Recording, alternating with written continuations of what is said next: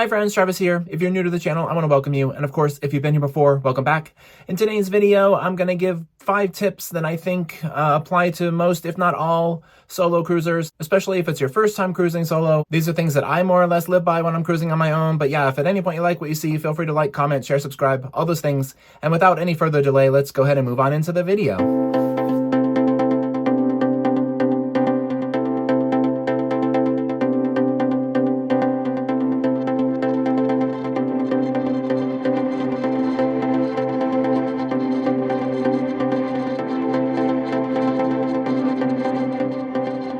All right, so my first tip on this list is that you should do fixed dining if you're traveling solo. And the reason for that is you'll get sat with other people most likely. And when that happens, a lot of times that's who you end up making friends with, who you end up hanging out with. Especially they tend to put other solo travelers with you. So, that's how you can sort of find each other.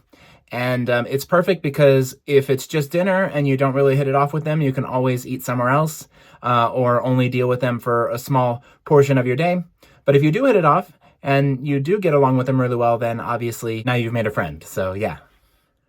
The next sort of piece of advice that I can give you is to go to the meetups. On pretty much every cruise line I've been on, they've had like daily solos mixers and even like LGBTQ meetup events and, people who are single looking for other singles, etc. Sometimes those events are kind of a bust and don't really go anywhere, but I've also had them where they've worked out really well for me. So yeah, that's definitely something you should at least check out the first few nights of your cruise. The third tip I'm going to give you is that you should book excursions. Basically, I've met people on excursions that have gotten back on the ship with me and been besties with me after that. It gives you kind of an opportunity to interact with people outside of the ship. So, the setting is different. And sometimes that's what you need to really make a connection with someone. And then also, excursions are just usually pretty fun to do. So, win-win. The fourth thing is I think you should definitely get to know the crew. This is for a couple of reasons. Number one, they'll be who you can talk to when you don't have anyone else to talk to. But also, I've had crew members go out of their way to try to find me friends, let people know that I was over there. And that actually ended up working out really well on one of my cruises recently. And I'm still in contact with some of the people that the bartender helped me meet to this day. So yeah, getting to know the crew can definitely work in your favor as well. And then the last one, number 5, is to just be confident. And I know for a lot of us, this is really hard to do. I tend to be a little bit introverted around new people. But for me, I just have a couple of drinks and then, tipsy Travis will take over.